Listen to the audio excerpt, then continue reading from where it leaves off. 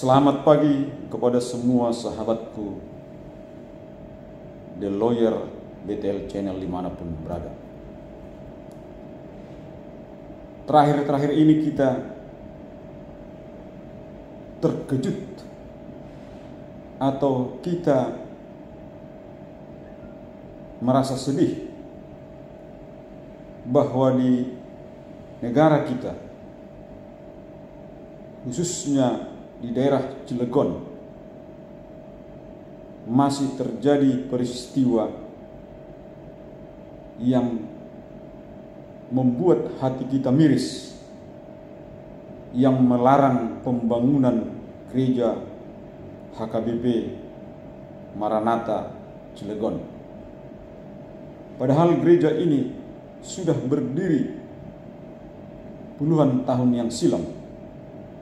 Namun karena jemaat semakin banyak dan semakin berkembang, maka oleh gereja diperlukan untuk pembangunan gereja tersebut agar dapat menampung atau agar kapasitasnya mampu melayani jumlah jemaat HKBP.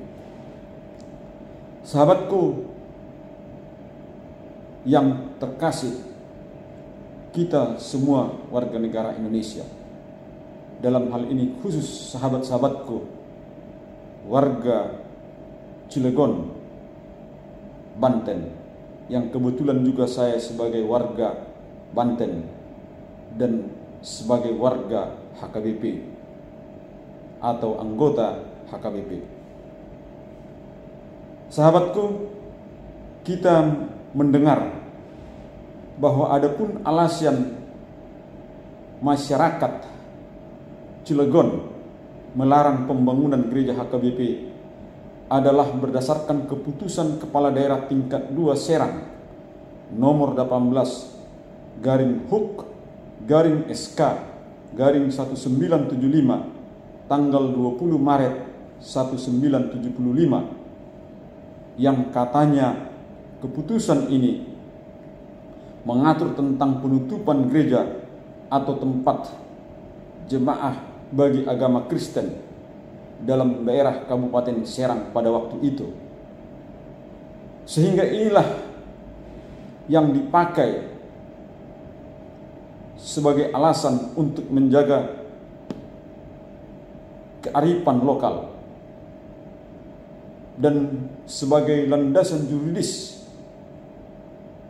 atau sebagai landasan hukum positif yang dijadikan alasan untuk meminta HKBP mendirikan pembangunan rumah ibadah tersebut.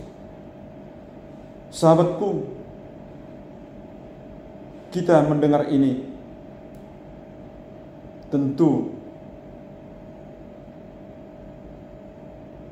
perlu menanggapinya,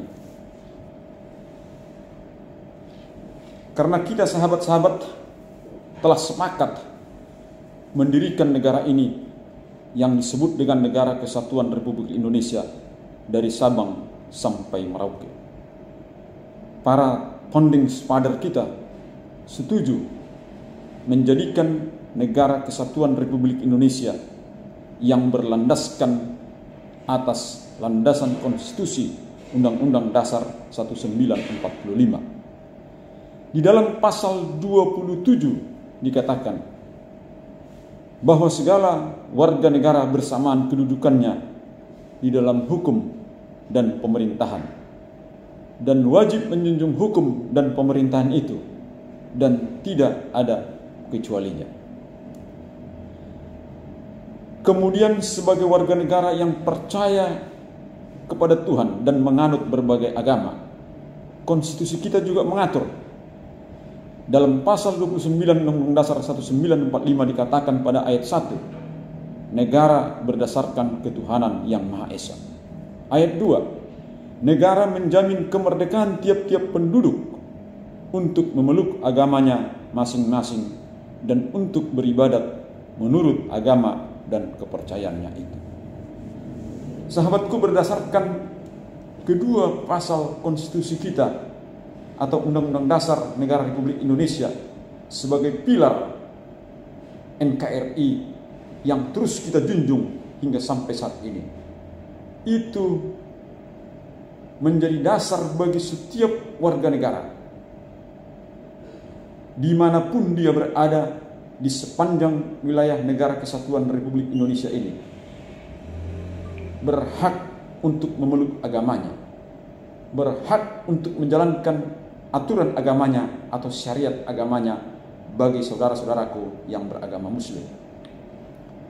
Oleh karena itu, sahabat-sahabatku dimanapun berada, sebagai warga negara yang memeluk agamanya, tentu dia membutuhkan tempat ibadah atau rumah ibadah. Itulah, sahabat-sahabatku, sebagai landasan konstitusional kita percaya dan yakin kepada Tuhan, menjalankan ajaran agama kita, dan beribadah di mana kita berada. Oleh karena itu, sahabatku dimanapun berada, karena kita adalah wilayah Negara Kesatuan Republik Indonesia dari Sabang sampai Merauke, maka tentu tidak ada lagi klasifikasi mayoritas dan minoritas. Tidak ada lagi klasifikasi alasan untuk melarang seseorang beribadah atau mendirikan rumah ibadahnya, baik itu di tempat minoritas maupun di tempat mayoritas. Kemudian sahabatku dimanapun berada, bahwa kita mengakui Cilegon adalah bagian dari wilayah Negara Kesatuan Republik Indonesia. Oleh karena itu, bahwa yang berlaku adalah segala peraturan-peraturan yang tidak boleh bertentangan lagi dengan pasal 29 bagi pemeluk agama atau yang mempercayai suatu agama tertentu dan beribadah dan menjalankan agamanya.